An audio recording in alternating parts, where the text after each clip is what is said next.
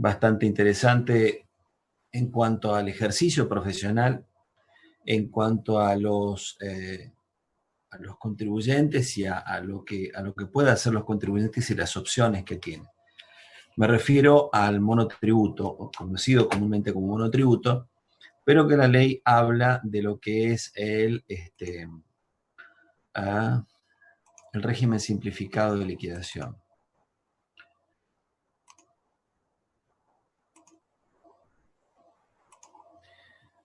El régimen simplificado de liquidación, establecido por la legislatura, en el cual lo que trata de hacer es crear un régimen alternativo, en el cual eventualmente el costo tributario sea más bajo y sea más sencilla la liquidación. Cuando recién surge este sistema, la AFIP hacía los comentarios que el que se incluyera dentro del régimen simplificado de liquidación no debía, no necesitaba eventualmente contar con un profesional, con un contador que liquidara los impuestos que le correspondían al contribuyente. Esa inicialmente fue la forma de vender, fácil, muy fácil, y el fácil, muy fácil no fue tan fácil. Con el correr del tiempo, como todo en la FIP, se fue haciendo cada vez más complejo, cada vez más difícil, y si bien es un costo relativamente sencillo, es una forma bastante sencilla, requiere, sin lugar a dudas, de la asistencia del profesional.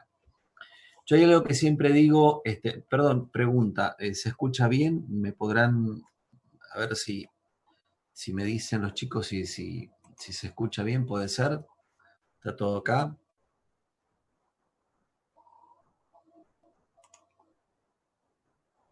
Bueno, gracias.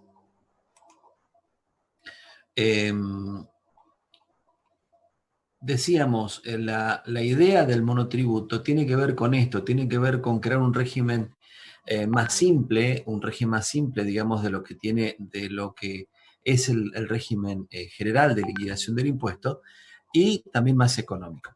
Siempre está planteado para pequeños contribuyentes, no para grandes contribuyentes, sino justamente la idea es para pequeños contribuyentes. ¿Ustedes se acuerdan cuando hablábamos al inicio del estado de la materia, la primera clase, que decíamos que dentro de las técnicas de liquidación del IVA era excluir de alguna manera a los pequeños contribuyentes?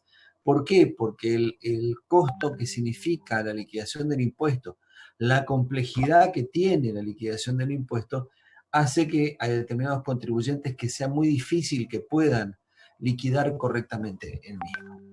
Por eso es que, digamos, se crean sistemas de cuota fija o cuota esperada, como se llama, pero digamos un sistema más sencillo, que los contribuyentes no tengan que hacer tantas liquidaciones y tanta complejidad como tiene una liquidación del impuesto al valor agregado común y corriente.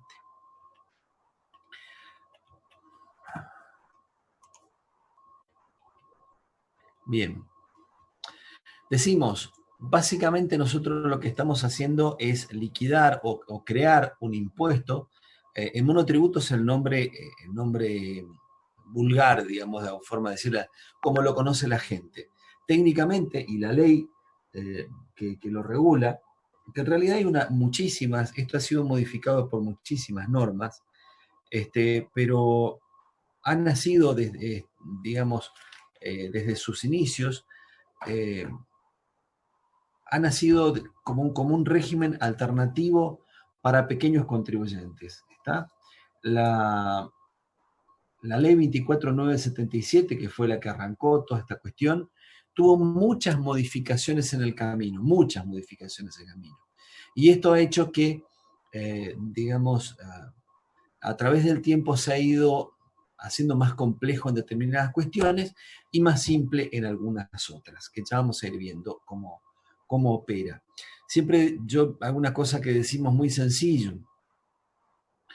Ustedes como contadores van a ser contadores a pesar del coronavirus y demás, van a ser contadores dentro de poco tiempo.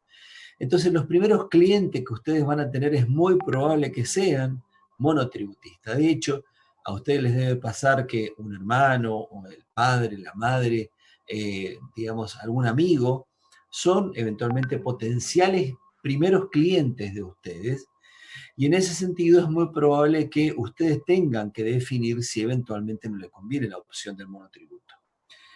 Ahí hablamos de lo que es la definición de pequeño contribuyente y decimos, son pequeños contribuyentes todas las personas físicas, que también pueden ser las personas físicas integrantes eventualmente de cooperativas de trabajo, y también pueden ser incluidas dentro del régimen del monotributo a las sucesiones.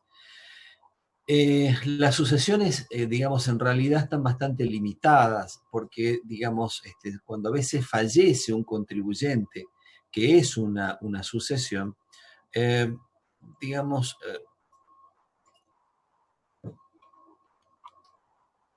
un momento, por favor. ¿Qué crees?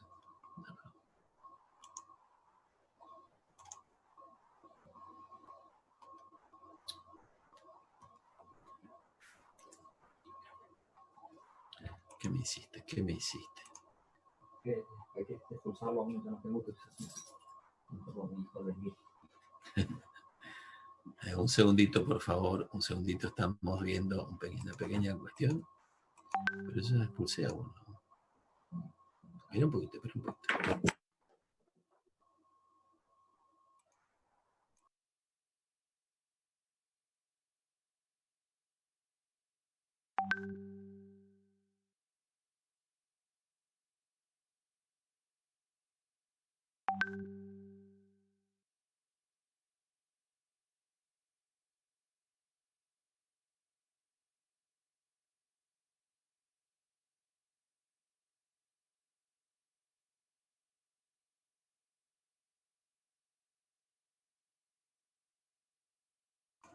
Les pido disculpas, pero una cuestión técnica que estábamos controlando acá justamente respecto al tema de los participantes.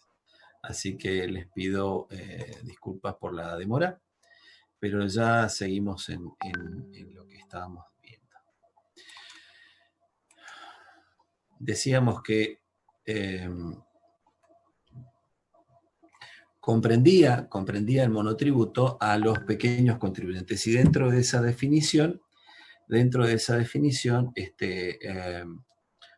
¿cómo es la...? ¿Cómo es? Decimos, son solamente personas físicas, no se pueden incluir en el monotributo lo que tengan que ver con el desarrollo de sociedades digamos, o personas jurídicas, son solamente personas físicas. Y las sucesiones solamente pueden estar dentro del monotributo hasta un año de fallecido el causante o hasta la fecha que se dicte la declaratoria de herederos, el que fuera anterior. En realidad es muy difícil dictar una declaratoria de herederos antes del año. Las sucesiones normalmente son lentas, dura mucho tiempo. Por eso es que, digamos, en ese sentido, digamos, normalmente duran bastante tiempo. Y lo significativo es que no se puede incluir, por más que sea una persona física, si la actividad del contribuyente fuera como director de una sociedad o socio gerente, eventualmente, o órganos de dirección de sociedades. Por esa función de órganos de dirección no se puede incluir en el monotributo. Podrá desarrollar otra actividad, por ejemplo, venta de chispa, venta gaseosa, algún contador, un ingeniero, pueden ser eventualmente monotributistas, pero no eventualmente una persona jurídica, ni la función de la persona física como director de empresa o socio gerente de una empresa. Vamos a la definición del pequeño contribuyente, de quiénes son los pequeños contribuyentes. Cuando hablamos de pequeños contribuyentes estamos hablando de que son aquellos que realicen ventas de cosas o prestaciones de servicios, incluyendo, digamos, cuando hablamos, puede ser industria o puede ser también la actividad primaria. Digamos, siempre y cuando cumplan, que sean personas físicas y que realicen las actividades que estamos mencionando. También deben cumplir parámetros objetivos de inclusión, que ya vamos a ir analizando cuáles son esos parámetros objetivos. Y lo importante que, digamos, también le permite al que está incluido en el monotributo tener un paraguas de una cobertura médica y acceder a una jubilación. Entonces van a ver que es como, digamos, mucho sector informal que a veces cuesta que se inscriban. Digamos, el gancho termina siendo porque es importante que se inscriba, que regularice su situación, en virtud de que eso le va a permitir eventualmente contar con una jubilación el día que esté en condiciones, habiendo cumplido la cantidad de años y la cantidad de años de vida y años de aporte eventualmente al sistema. Pero lo importante es que permite esto. ¿Quiénes pueden estar dentro del monotributo? Y acá hay una gran separación entre lo que es venta de bienes o lo que es prestaciones de servicio.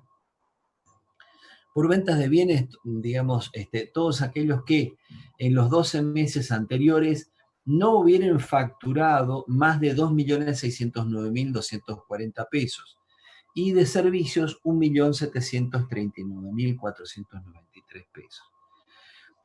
Esto digamos, la forma de analizar este parámetro es el más importante, es el que más se mira, pero no es el único parámetro.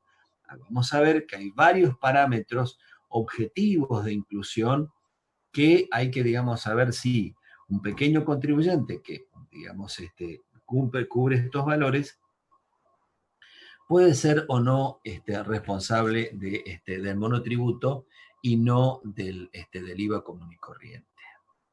Vamos a analizar esos parámetros.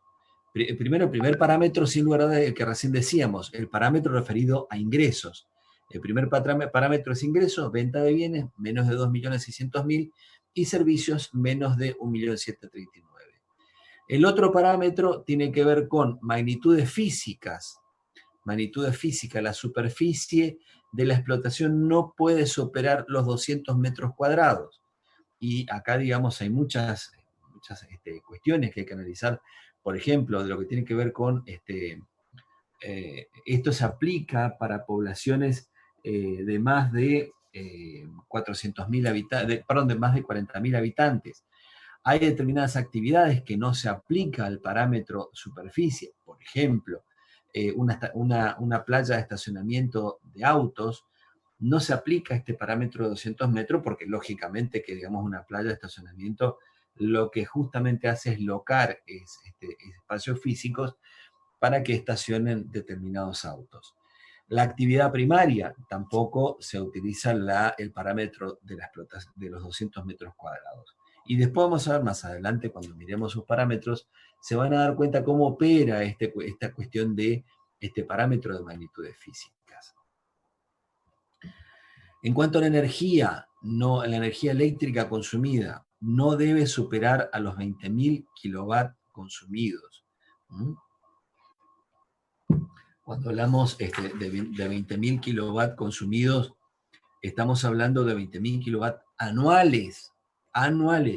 Por lo tanto, este monto de 20.000 kilovatios hay que dividido 12 para saber más o menos el parámetro. Pero, ojo, acá hay una cuestión, así como vimos el parámetro de ingresos, todos los meses el contribuyente debe controlar si no supera el parámetro de ingresos. La energía también, todos los meses debe controlar si en los 12 meses anteriores no ha superado los 20.000 kilovatios consumidos de energía. El otro parámetro es los alquileres devengados anualmente. Los alquileres en realidad también depende de la categoría, pero ascienden a 313.000 pesos anuales. No debe superar ese parámetro tampoco. no debe superar el precio de venta máximo de bienes de 29.119 pesos con 56 centavos. Esto solamente se aplica para bienes. Entonces, por ejemplo, una mueblería, que a veces una mueblería tiene supongamos un juego de mesa con sillas, rápidamente superan estos valores. Entonces, el tema es que un bien no puede superar ese valor máximo. Este es un impedimento fuerte que tiene el monotributo, porque si eventualmente tuviera uno, supongamos que tenga 50 bienes que vende, pero hay uno que supera ese parámetro físico, ese parámetro máximo de venta, automáticamente queda fuera del monotributo. O sea, no debe superar ese monto máximo. Tampoco está permitido que el monotributista haga importaciones, porque no está previsto para el monotributo las importaciones, y solamente debe realizar como máximo hasta 3 actividades en forma simultánea. Esto significa, por ejemplo, si es un contador que a su vez tiene un kiosco y a su vez tiene el alquiler de una vivienda, tiene 3 actividades.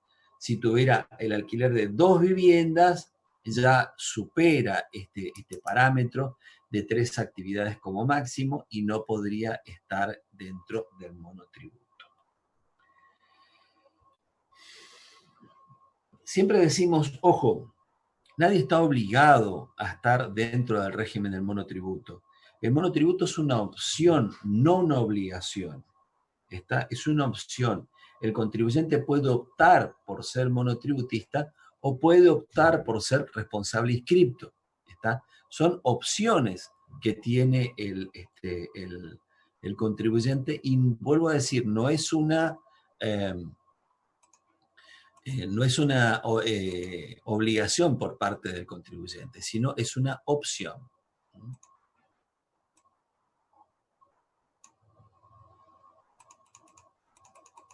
Un segundito, quiero verificar algo nada más.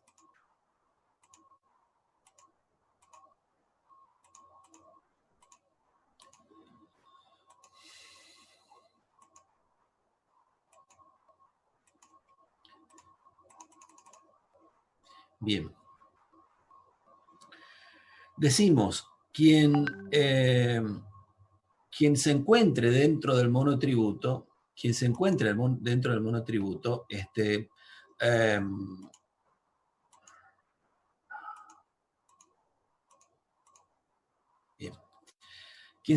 dentro del monotributo va a tener un gran beneficio, porque el impuesto integrado, que significa abonar el régimen simplificado de liquidación, sustituye al impuesto a las ganancias, al impuesto al valor agregado, y también sustituye a los aportes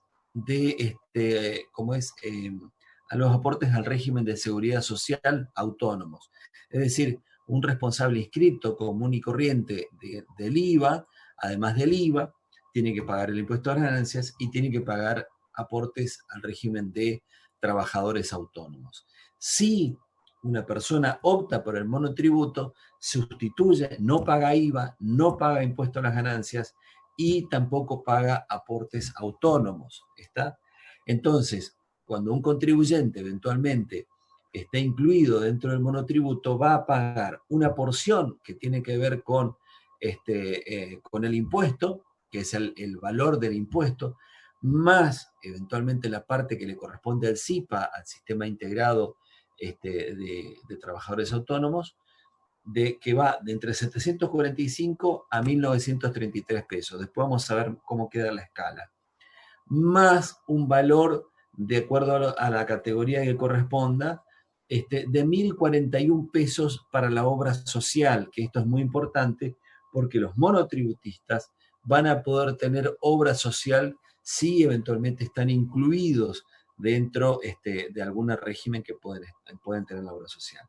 Vuelvo a decir, lo importante acá es que no solamente están sustituyendo al IVA, están sustituyendo a ganancias, sino que además sustituyen el monotributo y tienen la cobertura de una obra social.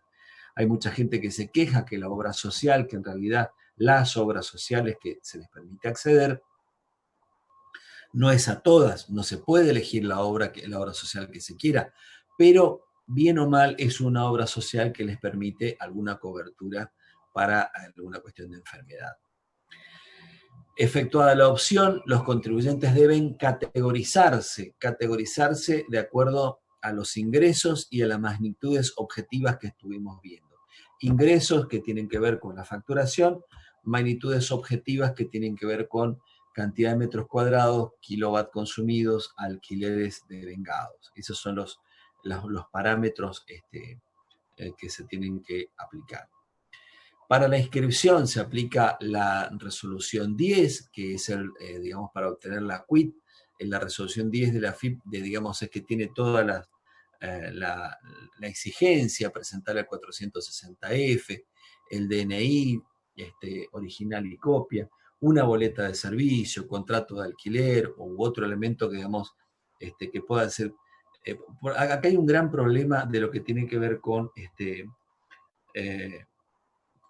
la relación de la FIP con los contribuyentes. La FIP pretende que el domicilio del contribuyente sea realmente efectivo, sea realmente donde vive y no cualquiera, porque han habido muchos problemas en cuanto al domicilio.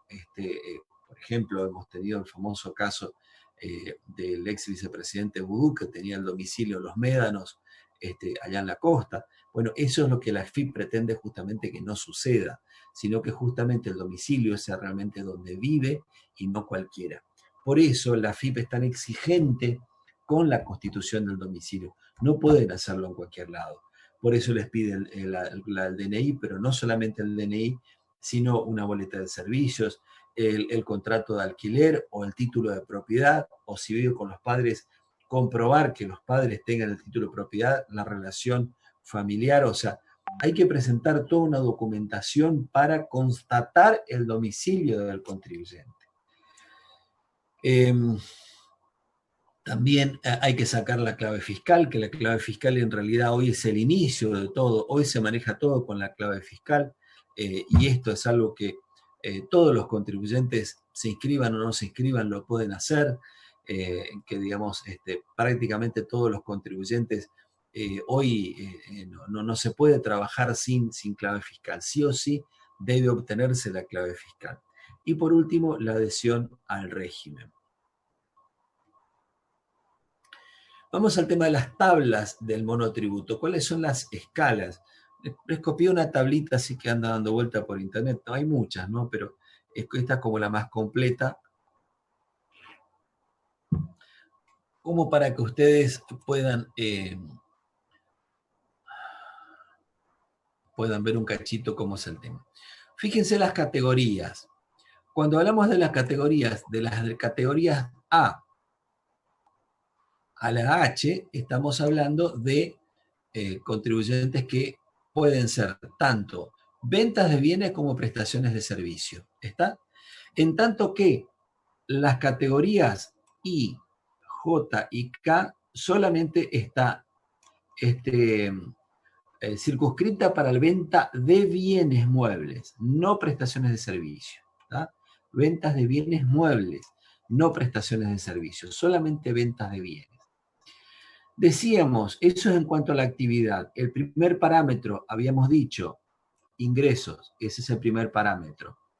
Antes, fíjense que digamos una de las columnas dice cantidad mínima de empleados. Antes se exigía que los monotributistas tengan una cantidad mínima de empleados. Ahora no es más exigida la cantidad de empleados. ¿Está? Superficie afectada.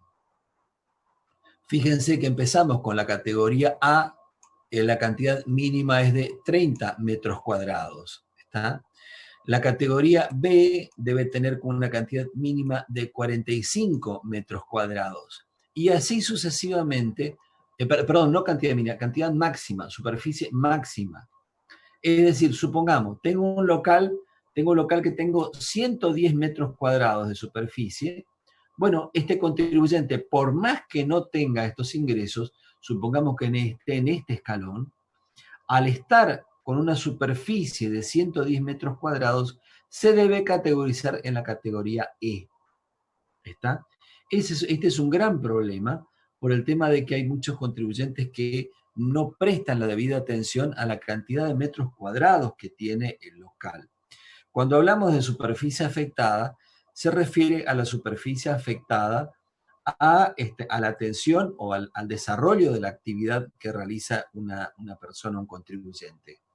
Puede ser que además tenga un depósito. Bueno, el depósito o el galpón en donde se guardan las cosas no estaría incluido en este parámetro de superficie afectada. Bien, el otro parámetro que decíamos, la energía consumida anualmente.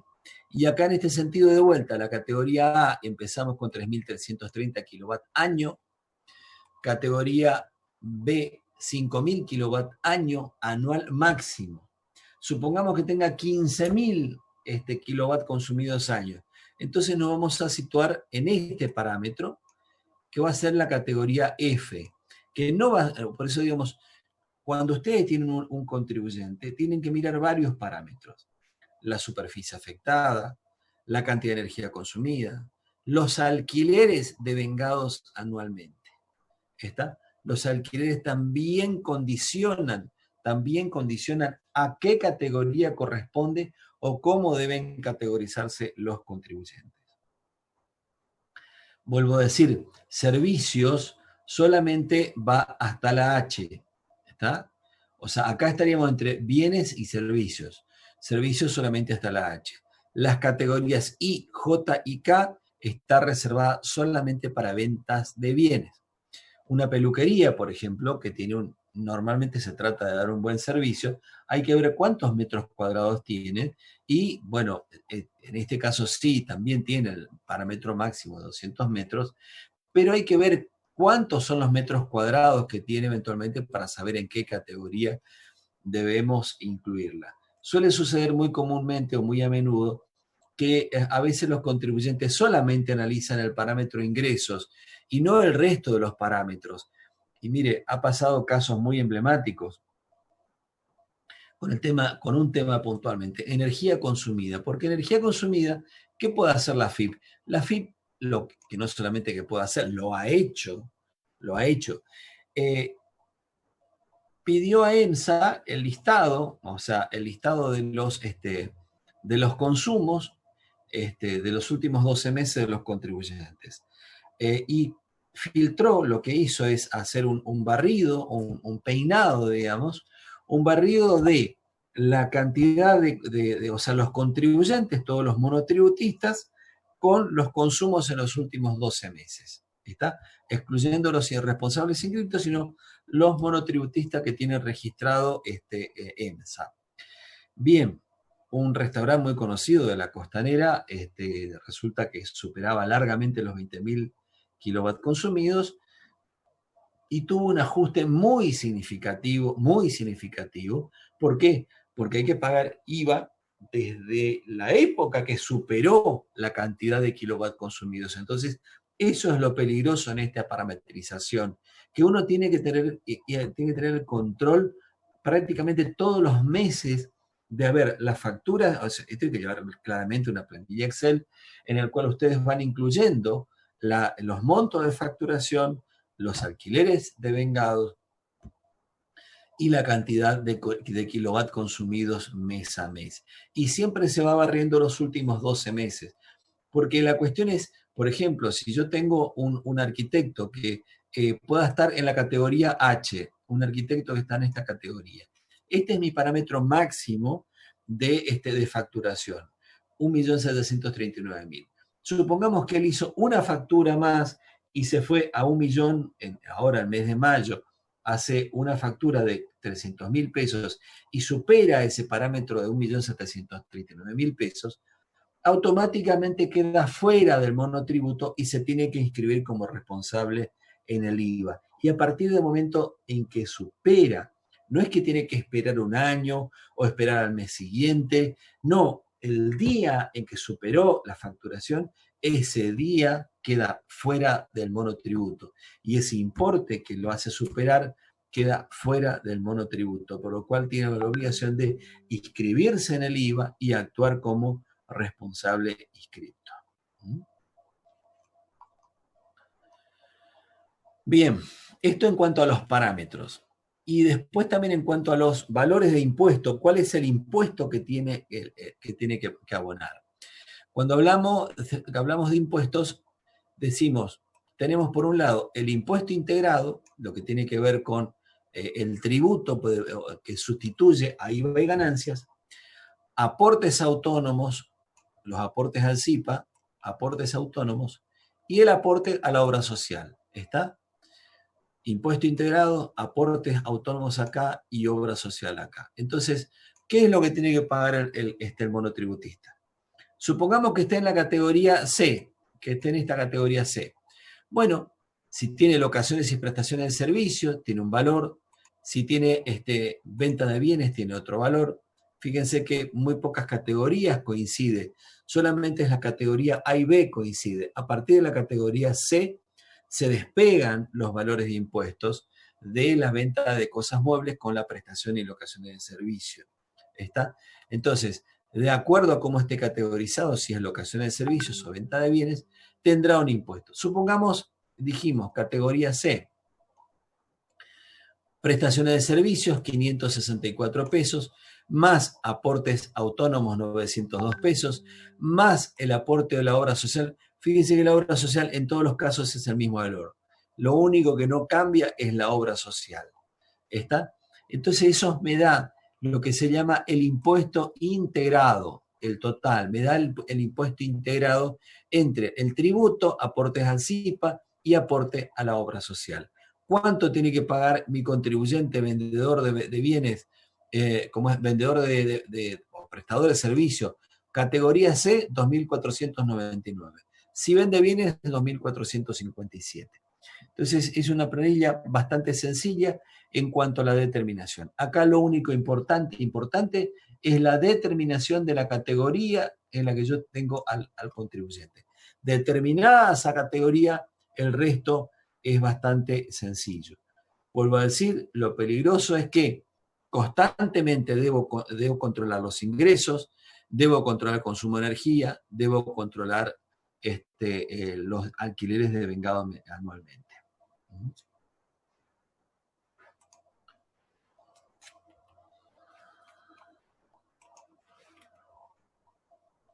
Epa, me quedó rayado.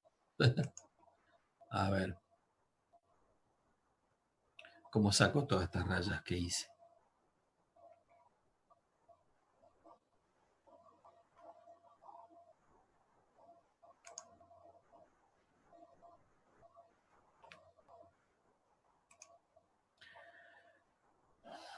Estamos complicados con las rayitas.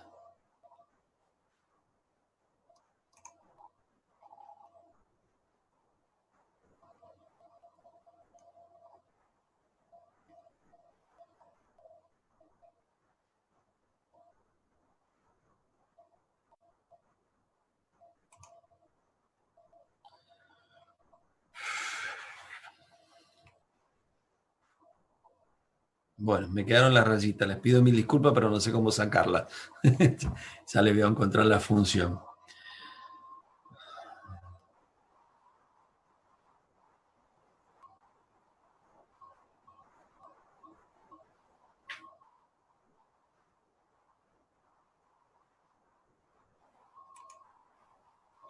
Bueno. Los contribuyentes deben categorizarse.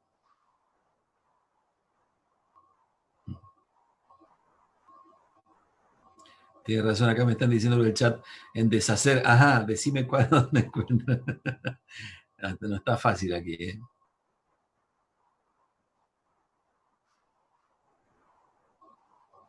Estamos experimentando con estas son plataformas que, bueno, es el primer año que estamos trabajando con esta plataforma y creo que todos estamos de alguna forma tratando de ver a ver cómo la avanzamos, cómo la trabajamos, ¿no? Bien, vamos a avanzar igual. Algo muy importante, los contribuyentes tienen que hacer recategorizaciones 2 veces en el año. Cada semestre deben hacer recategorizarse, es decir, en función a los ingresos, porque habíamos visto esos parámetros de ingresos que teníamos, esos parámetros podíamos, un segundito, por favor, un segundito.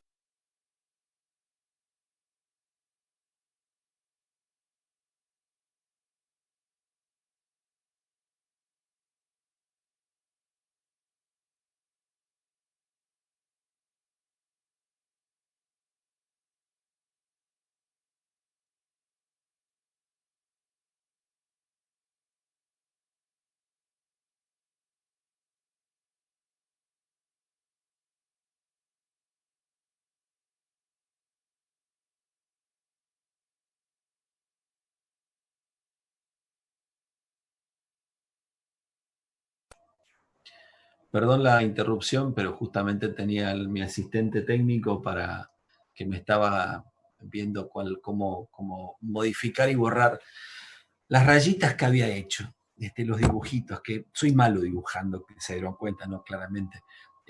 Pero bueno, lo importante es que trate de exponer los conceptos más importantes. Decíamos, cada semestre, enero y julio, los contribuyentes deben efectuar su recategorización en función a qué? En función a lo que a lo que han facturado en el ejercicio en los últimos 12 meses para atrás. Entonces, en enero vamos a tomar los ingresos que eventualmente ha tenido el contribuyente de enero a diciembre del año anterior, y en julio van a tomar la facturación desde julio a junio, es decir, los últimos 12 meses. En función a eso van a categorizarse y eventualmente podrán permanecer en la misma categoría o cambiar de categoría eventualmente en función a esa recategorización que hicieron. Entonces podrán permanecer en la misma o eventualmente se dieron cuenta que quedaron excluidos del monotributo porque pasaron la facturación, que también puede pasar. También es importante que las exclusiones de monotributo por emergencia del coronavirus están suspendidas. O sea, entonces, si alguien en esta pandemia ha superado los parámetros de facturación, está suspendida la exclusión del monotributo por superar algunos de los parámetros. También algo importante, a partir ya de abril del 2019, los monotributistas tienen que emitir obligatoriamente factura electrónica, con lo cual, digamos, no pueden emitir más facturas manuales, sino necesariamente deben hacerlo en forma electrónica. La actividad primaria, esto ya lo comenté hace un rato, la actividad primaria y la prestación de servicios sin local fijo, se recategorizan o se categorizan solamente por los parámetros ingresos. Por ejemplo, un vendedor ambulante no tiene local, entonces claramente no tiene la obligación de tener el parámetro de lo que tenga que ver con local fijo, porque justamente no lo tiene, no solamente por los ingresos. La actividad primaria, supongamos alguien que vende verduras en la feria, claramente, digamos, al ser una actividad primaria, requiere mucho espacio de tierra, entonces lógicamente no es lógico que tenga eventualmente el parámetro de metros cuadrados. Por eso, en ese caso, tanto la actividad primaria como la prestación de servicios sin local fijo no tienen el parámetro de metros cuadrados, ¿no? ¿Cuáles son las ventajas y desventajas del régimen? Bien, vamos primero a las ventajas. Es simple, muy simple, decía la FIP. En realidad es bastante simple y es bastante práctico. La inscripción ante la FIP es más sencilla. El control administrativo impositivo es sencillo y tenemos una cuota fija o cuota esperada, con lo cual, al ser cuota fija, no es preciso que tenga una declaración jurada todos los meses de la determinación de la obligación tributaria, sino que el monto es fijo. el pago de una cuota IVA en concepto de IVA, ganancias sobre sociales autónomos, en un solo pago centralizan todas esas obligaciones y claramente es bajo, el valor es relativamente bajo, ¿no? Es un valor muy accesible por parte de los contribuyentes. Es decir, estar dentro del monotributo es un paraguas hermoso, es pagar muy poco impuesto. El que está fuera del monotributo lo sufre mucho. Por eso, digamos, la gran mayoría de los contribuyentes quieren estar dentro del monotributo dentro de lo posible. ¿Por qué? Porque no es caro, es muy accesible el pago del monotributo. Y lo importante también es que estando del monotributo están blanqueados, por decirlo de alguna manera, están dentro del circuito económico, no están en la ilegalidad, sino justamente están dentro de la legalidad. Eso es muy importante, ¿no? Por parte de los contribuyentes, que están amparados por un sistema impositivo económico legal. ¿Cuáles son las desventajas del régimen? Bueno, cuando pasan a las últimas categorías, claramente ya el importe es bastante más significativo. Estamos hablando de más de 10.000 pesos por mes. Pero si ustedes compararan eventualmente cuánto tendrían que pagar, eventualmente si no estuvieran en el monotributo, se dan cuenta que si bien es un poco más caro, aún así económicamente les conviene. Los responsables inscriptos no siempre les quiere comprar a los monotributistas por una razón. ¿Por qué? Porque los monotributistas facturan con factura tipo C y no generan crédito fiscal. Entonces yo a veces prefiero comprarle a un responsable inscripto y no a un monotributista. El responsable inscripto me factura con IVA discriminado y yo tengo crédito fiscal. El monotributista no me da crédito fiscal. Por eso es una desventaja en ese sentido. Tiene muchas exclusiones y digamos, esta cuestión que todos los meses hay que estar controlando la facturación, la cantidad de kilowatt consumidos, la cantidad de alquileres de vengados, a veces se hace un poco denso, ¿no? Porque digamos, hay que estar teniendo cuidado, si no automáticamente puedo ser excluido. La verdad, digamos, siempre decimos, es como que el sistema lo empuja al monotributista para que salga del monotributo y pase a ser responsable inscrito. A la FIP no le gustan los monotributistas porque pagan muy poco impuesto. Entonces el fisco tiene la obligación de recaudar y el monotributo no es un régimen que le aporte mucho. Entonces, si bien los legisladores han planteado como una cuestión de paraguas para los contribuyentes, no necesariamente la FIP esté cómoda con esto. Por eso, un poco que el diseño del sistema es para empujarlos y claramente, digamos, la cantidad de magnitudes no son tan importantes y está diseñado para, digamos, ir llevando a la gran mayoría de los contribuyentes a que sean responsables inscriptos en IVA y no monotributistas. La desventaja es que hay que hacer la facturación online y, a ver, los que son del interior de Misiones saben lo que significa Internet. No siempre la página de la FIP funciona. Estos días con coronavirus, la página de la FIP ha estado mortal. Así que, digamos, decir, bueno, tengo que facturar y resulta que, digamos, vendí 300 pesos, 500 pesos y le tengo que dar la factura y resulta que el sistema no anda o no tengo conectividad, o se me cortó la luz, o sea, muchas cosas pueden pasar así de este tipo. Entonces la facturación online no siempre funciona y sobre todo los que conocen Misiones digamos, de la mitad para arriba y de la mitad hacia el este, o sea, al límite de todo lo que tiene que ver con San Pedro, Andresito, El Soberbio, toda aquella zona, la conectividad no es buena, realmente cuesta mucho y digamos, claramente significa una desventaja para el régimen. Y también está la responsabilidad, porque resulta que en realidad el punto 3 con el 5 se relacionan, en el sentido que el 3 y el 5, no se olviden que al excluirse del monotributo, automáticamente pasa a ser responsable inscripto.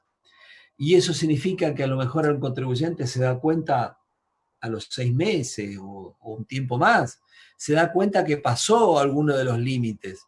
Bueno, desde el momento que pasó, tiene una responsabilidad por el pago del impuesto, tanto de IVA como de autónomos, como de impuesto a las ganancias, desde el momento de haber sido excluido por haber superado alguno de los parámetros objetivos. Y a veces piensa que está bien categorizado y resulta que la realidad le dice que no. La realidad le dice que ya ha superado los parámetros y tiene la responsabilidad de pagar todos los impuestos que no se dio cuenta quizá que debía haberlos pagado, ¿no? Bueno, inicio de actividades. Como cuando un contribuyente inicia actividades, ¿dónde lo categorizamos? Bueno, puede ser responsable inscripto o puede ser monotributista. Bien. En función a eso nosotros decimos, ¿cómo lo escribimos? Bueno, lo más fácil es, hay dos parámetros que es el tema de magnitud de física, que tiene que ver con metros cuadrados, o los alquileres, porque son los valores que fácilmente se determinan. En función a eso, el contribuyente debe estimar cuál es su categoría y dentro de eso, a los transcurridos 6 meses, lo que tiene que es anualizar, o sea, en la primera recategorización, debe anualizar sus ingresos y recategorizarse en la categoría que le corresponda. Y transcurridos los 12 meses, ya es más fácil porque tiene la anualización de sus ingresos. ¿Está? ¿Cuándo debe pagarse el impuesto? El impuesto se paga todos los 20 de cada mes o el día hábil inmediato siguiente, y el impuesto se paga por el mes corrido. Por ejemplo, el 20 de mayo vamos a pagar el monotributo del mes de mayo. A ver, no hace falta esperar al día 20 para pagar. Si ustedes quieren pagar el 10 o el 15, lo pueden hacer.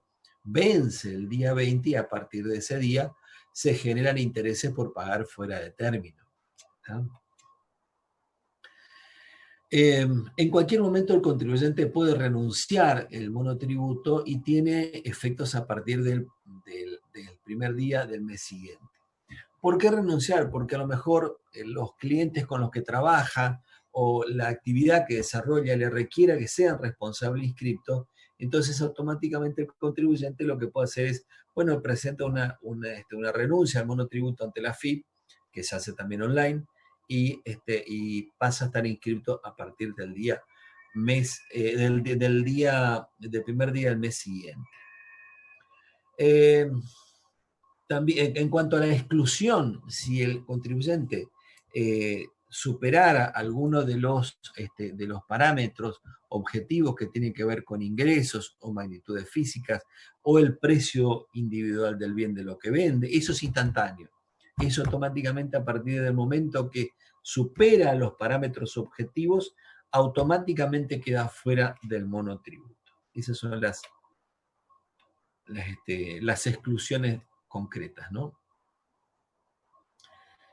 ¿Cómo se paga el monotributo? Bueno, el monotributo esencialmente se hace con volante electrónico de pago, hay que generar perdón, hay que entrar con clave fiscal del contribuyente y hay que generar un volante electrónico de pago a través de la cuenta corriente de monotributistas y autónomos. Y puede hacer eventualmente un débito en cuenta bancaria, puede pagar con tarjeta de crédito y en todos los casos se tienen que utilizar medios electrónicos para el pago de sus obligaciones. Medios electrónicos que digamos, están expuestos, digamos, de forma gráfica abajo, ya sea débito en cuenta, volante electrónico de pago o pago electrónico, débito de tarjetas de débito o tarjetas de crédito. Pero en todos los casos tiene que hacerse con alguna plataforma electrónica, no está admitido el pago en efectivo. ¿Cuáles son las razones por las que un contribuyente puede ser excluido del monotributo? Es lo más temido para el monotributista. El temor más grande cuando ve el fantasma ¿Cuáles son las razones de exclusión del monotributo? Primero, cuando se superen los límites máximos en cuanto a los parámetros objetivos.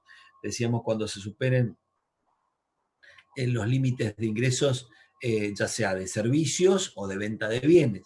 Cuando los ingresos pasen ese monto de servicios, pasen en 1.739.000 y el caso de bienes pase los 2.609.000, estamos en problema. Y automáticamente, a partir de ese momento, en forma instantánea, automáticamente quedan fuera del monotributo, fuera de la casa de Gran Hermano. ¿Estamos?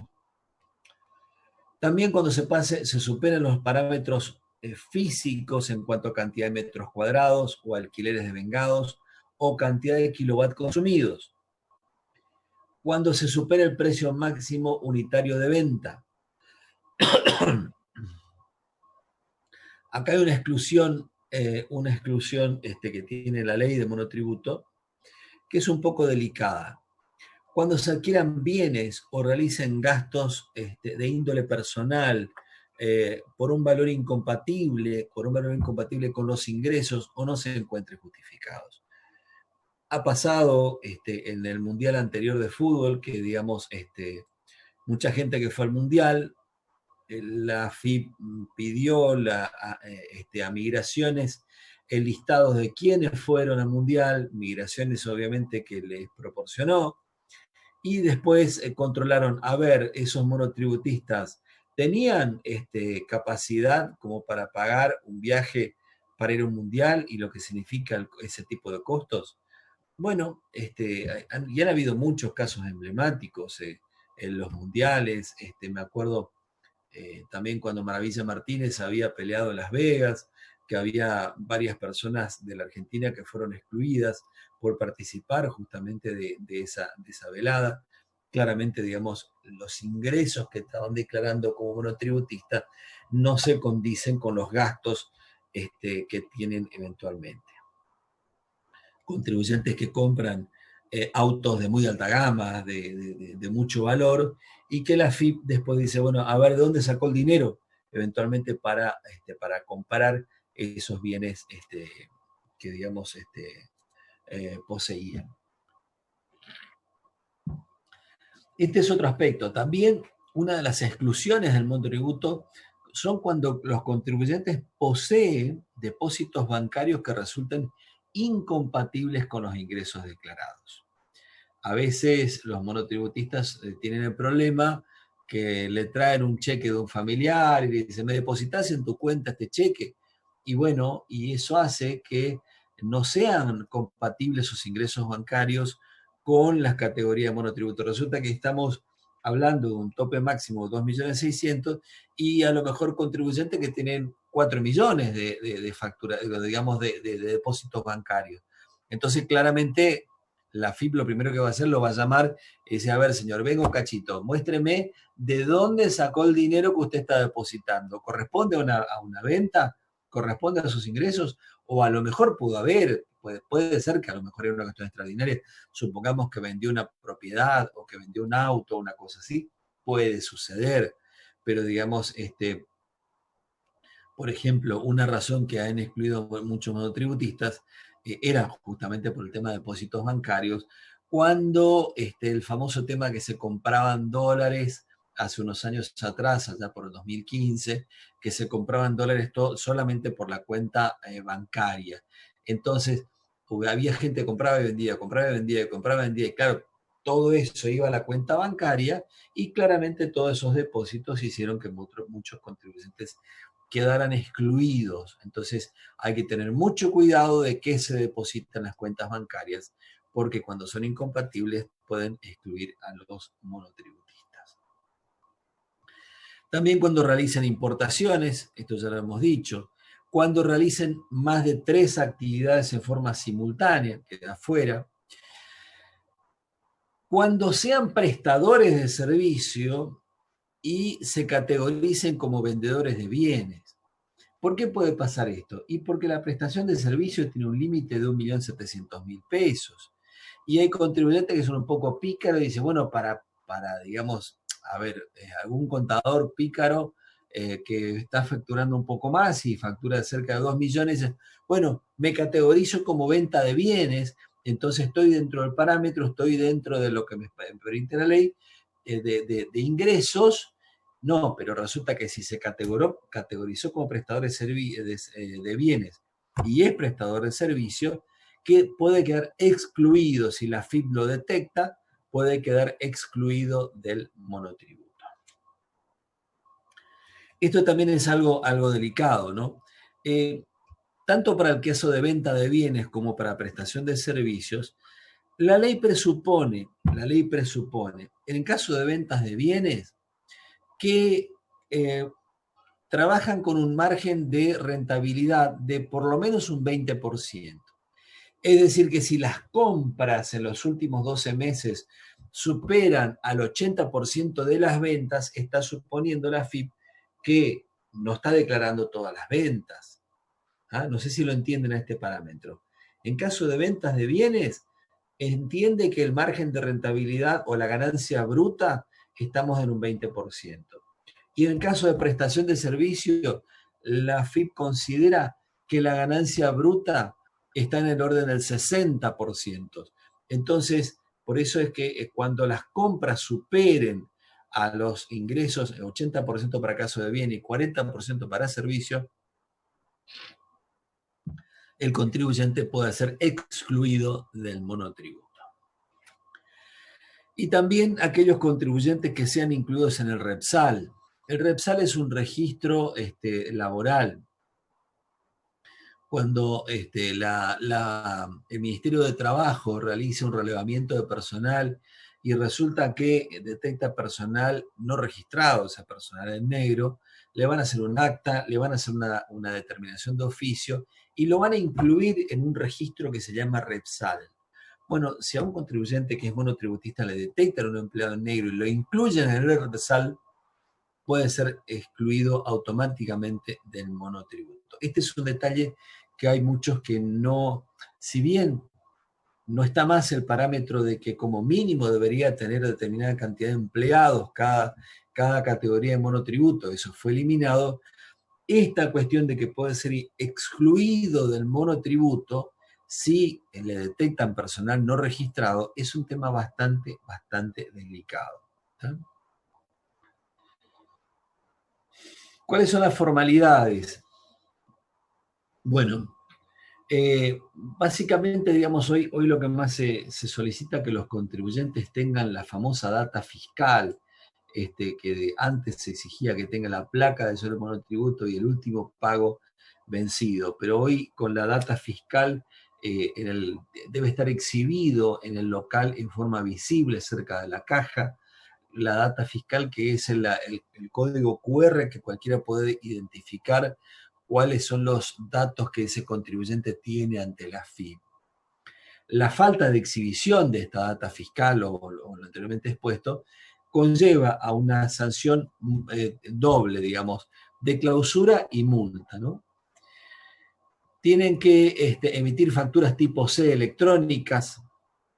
Al ser exentos en IVA y en ganancias, no se les percibe ni IVA ni ganancias a estos contribuyentes, justamente porque al estar quien se inscriba en el monotributo está exento de impuesto a valor agregado y del impuesto a las ganancias. Entonces, lógicamente, que no tiene retenciones ni percepciones las facturaciones que le corresponden a estos contribuyentes.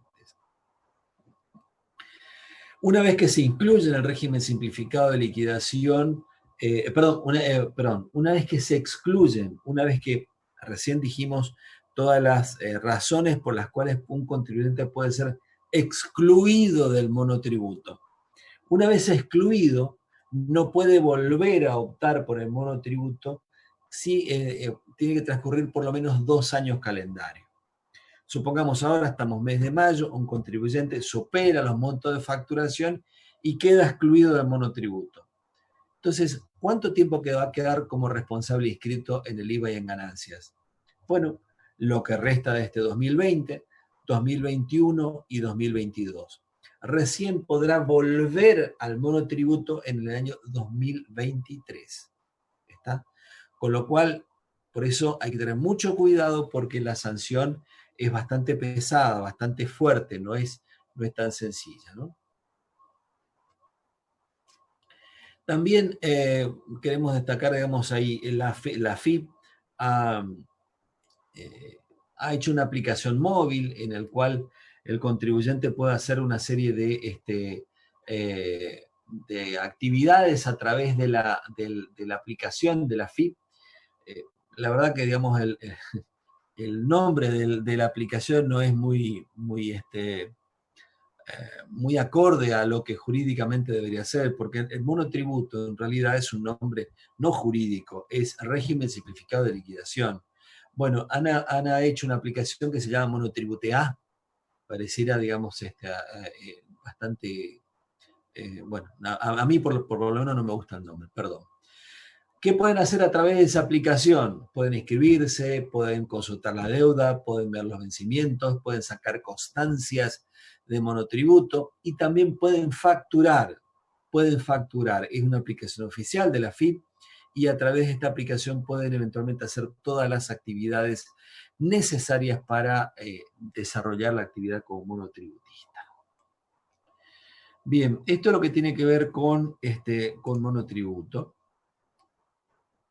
Y hay algo que me interesa, sobre todo, digamos, desarrollar,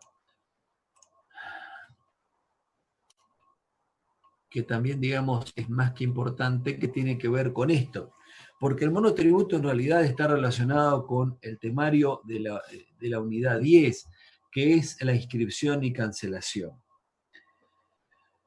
Perdón, cambiamos de chip, cambiamos de tema, no estamos más en monotributo, sino que esto tiene que ver con la unidad 10. Es una unidad en realidad muy cortita, son 21:08, no nos va a llevar más de 15 minutos porque es una unidad muy, muy cortita y con esto estaríamos terminando, creo que redondeando esta cuestión que tiene que ver con inscripto o no inscripto. Bien, cuando hablamos de responsables, nosotros hablamos, un contribuyente cuando su actividad,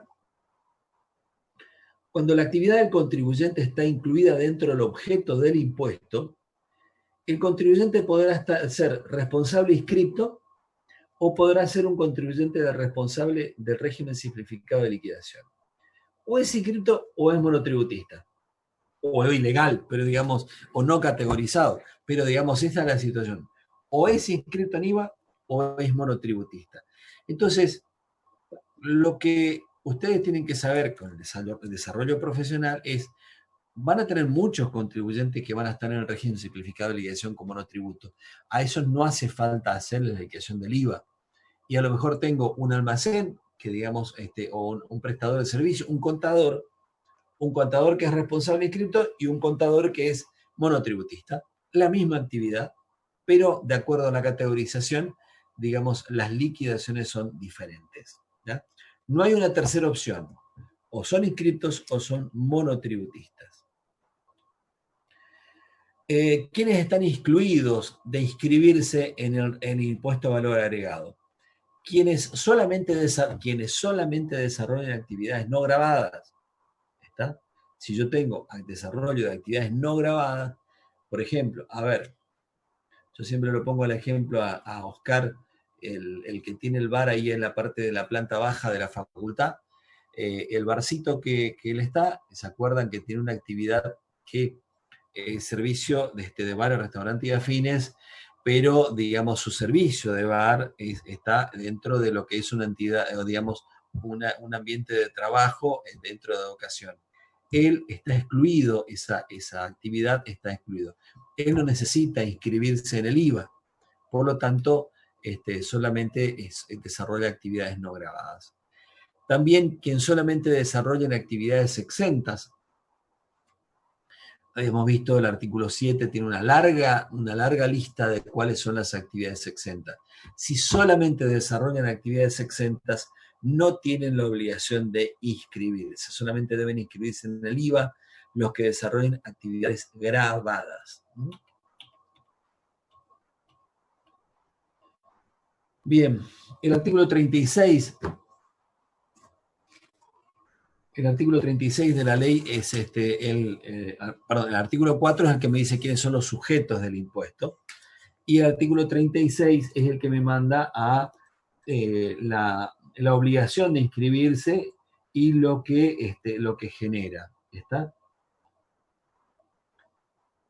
Y el 36 básicamente me dice que no están obligados a inscribir los importadores que solamente realizan importaciones y los que realicen actividades exentas o no gravadas. Y también acá incluimos, no están obligados a inscribirse claramente en el IVA, los monotributistas. ¿Por qué? Porque su actividad está exenta en el IVA. ¿Está? ¿Qué sucede si un contribuyente no se inscribe? ¿Cuáles son las sanciones que eventualmente tiene el sistema tributario por el incumplimiento a inscribirse en el IVA? La ley 1283, la ley de procedimientos administrativos, tiene sanciones formales, la multa por infracción a deberes formales de no inscribir, y las infracciones sustanciales que tienen que ver con las multas por omisión o defraudación. Y también la clausura de los establecimientos por falta de inscripción. ¿Tá? Todas esas sanciones son las que un contribuyente está expuesto por no inscribirse en el impuesto de valor agregado. También la ley 24769 y sus modificaciones que establece la ley penal tributaria de acuerdo a si estaría superando los parámetros objetivos de punibilidad, estaría eventualmente, digamos, alcanzado por la ley penal tributaria si correspondiere, vuelvo a decir, habiendo sobrepasado los parámetros objetivos de punibilidad. Algo importante. El impuesto que eventualmente un contribuyente, supongamos que un contribuyente no se inscribe, como digamos, a veces sucede. Empiezan a hacer actividades, mucha gente uno lo ve y empiezan a vender autos, a comprar, vender, y todo en negro, no se inscribe. Bueno, el hecho de no inscribirse no significa que no deba el impuesto. El impuesto lo debe por más de que no esté inscrito, ¿está? Entonces la AFIP, un buen día, puede venir y decir, señor, usted está desarrollando esta actividad, está debiendo tanto de impuesto de valor agregado y de otros impuestos más. Pero el hecho de no inscribirse no significa que no tenga deuda. La deuda persiste a pesar de no tener la inscripción. Y tampoco puede discriminar el IVA eventualmente cuando no se encuentre inscrito. Es decir, para poder discriminar el impuesto a las ventas, tiene que estar inscrito en el IVA. Y una sanción adicional es la prescripción. La prescripción es la posibilidad que tiene el fisco de cobrar la deuda, digamos, que eventualmente tiene un contribuyente. Sí, la prescripción es la posibilidad que el contribuyente pueda oponer que con el transcurso del tiempo se extingue la obligación por haberse transcurrido una X cantidad de tiempo. Bueno, en el caso de un responsable no inscripto, se amplía a 10 años, la sanción por no inscribirse en los impuestos correspondientes. Vamos a las formalidades. Previo al contribuyente debe, antes de iniciar actividades, debe inscribirse en la AFIP como contribuyente del impuesto. La resolución 10 de la AFIP tiene toda la normativa del régimen de inscripción que debe hacerse antes de iniciar actividades. Y los herederos y legatarios de responsable inscripto tienen tiempo hasta el primer día hábil posterior a que concluya la división hereditaria. Los contribuyentes deben sacar clave fiscal. Hay una serie de obligaciones, de resoluciones que rigen la clave fiscal, de cómo debe eventualmente sacarse esa clave fiscal. Todo se hace bajo la plataforma de AFIP con clave fiscal. El contribuyente debe establecer un domicilio fiscal electrónico en el cual será notificado de todas las formalidades o todas las comunicaciones que eventualmente o intimaciones que la FIP le realice. Y también los contribuyentes deben concurrir a la FIP a los efectos de que la misma le tome los datos biométricos. ¿Cuáles son los datos biométricos? La huella digital, la foto y la firma. Esos datos biométricos constan en los registros de la FIP y, digamos, son necesarios a los efectos de que pueda operar con la clave fiscal. En cuanto a la inscripción. Para cancelar las inscripciones, digamos, en realidad hay una serie de obligaciones, de resoluciones, pero hoy la cancelación se puede hacer vía web con clave fiscal, el contribuyente se inscribe, el contribuyente puede cancelar la inscripción vía web.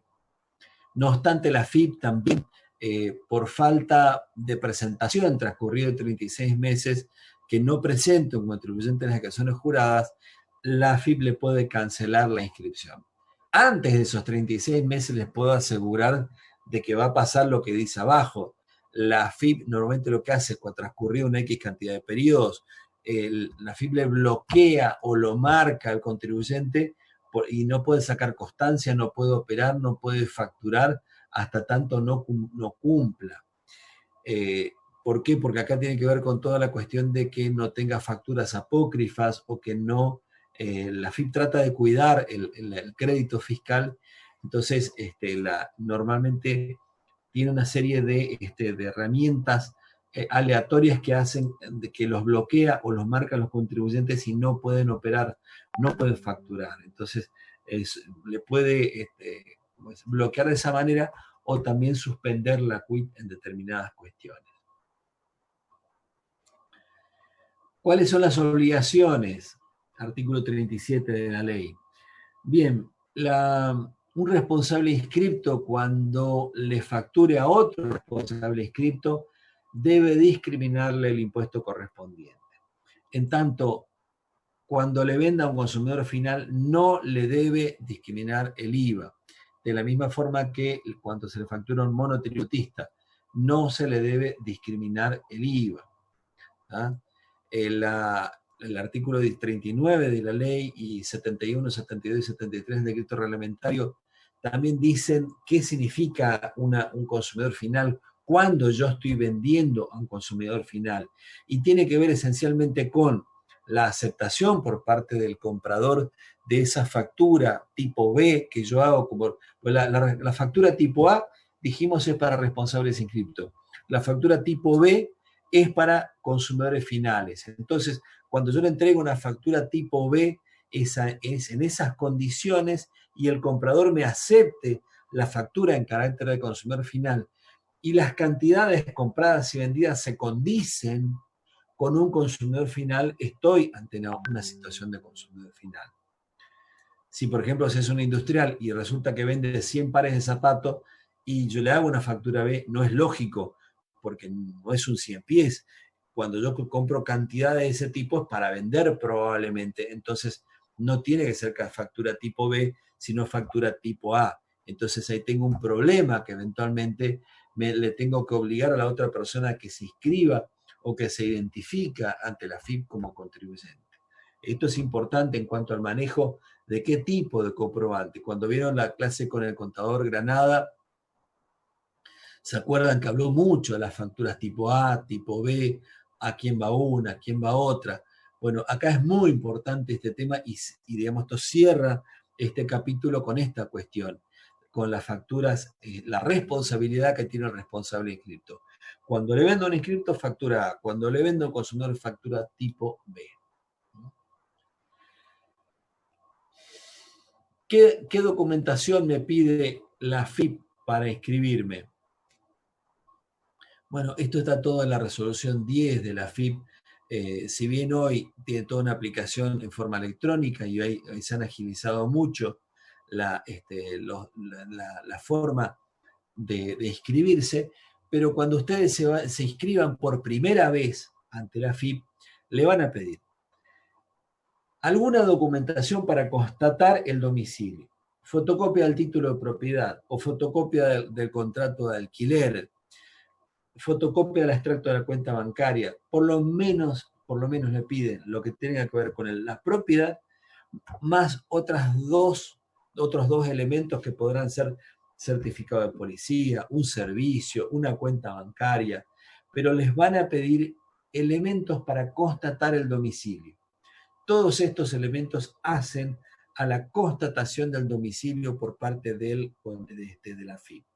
Si la FIP no constata domicilio o no está satisfecha o sea, si ustedes no aportan esta documentación, la FIP no les da la inscripción en el impuesto a valor agregado.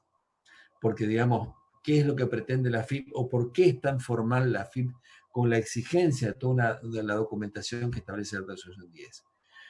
Porque quiere que el domicilio sea real y que no sean créditos fiscales apócrifos, créditos truchos. Entonces, por eso resguarda tanto el crédito fiscal y resguarda tanto que el que realmente se inscriba cumpla con las formalidades y no sean contribuyentes fantasmas.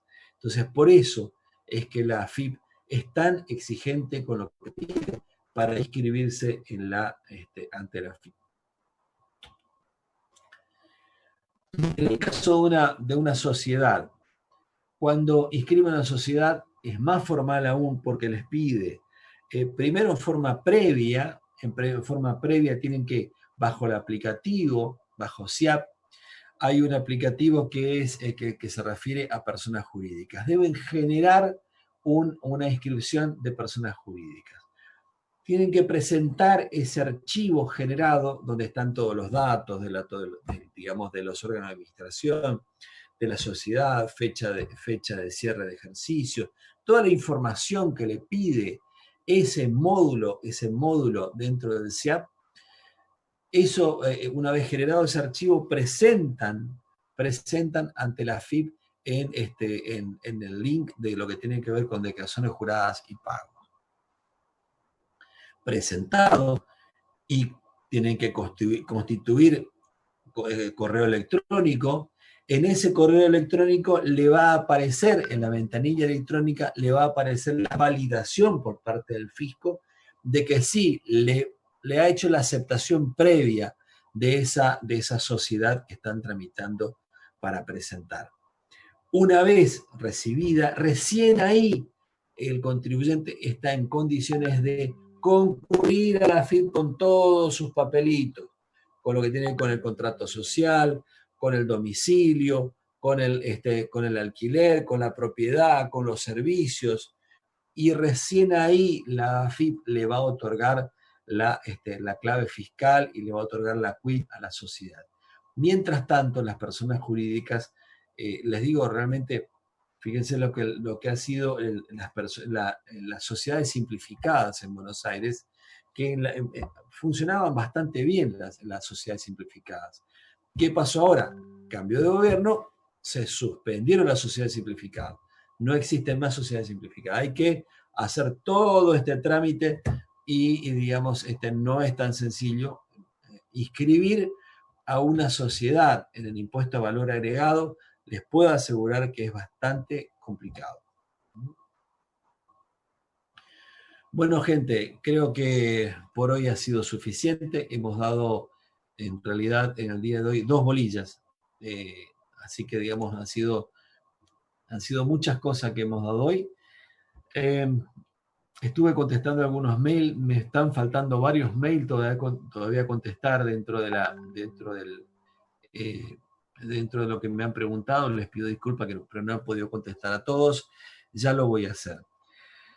Lo que tiene que ver con impuesto al valor agregado, estamos llegando al final de la teoría. Estamos llegando al final de la teoría. Así que, bueno, vamos a ver qué nos dice la facultad, cómo seguir. Nos está faltando toda la parte práctica ahora. Van a haber varios ejercicios integrados.